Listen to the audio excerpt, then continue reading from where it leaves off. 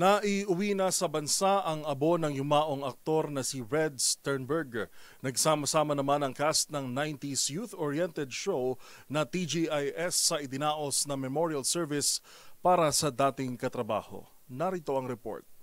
Matapos ang 2 buwan mula nang pumanaw ang aktor na si Red Sternberg sa Amerika, naiuwi na sa bansa ang kaniyang abo.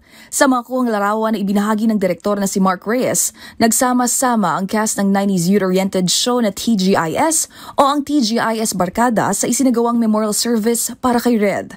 Nariyan sina Angelo De Leon, Bobby Andrews, Rica Perelejo, Shara Soto at Michael John Flores na 3 dekada na rin ang pagkakaibigan. May ilang pictures din ng TGIS Barkada kasama si Sandy, ang asawa ng yumaong aktor gayon din ang kanilang mga anak.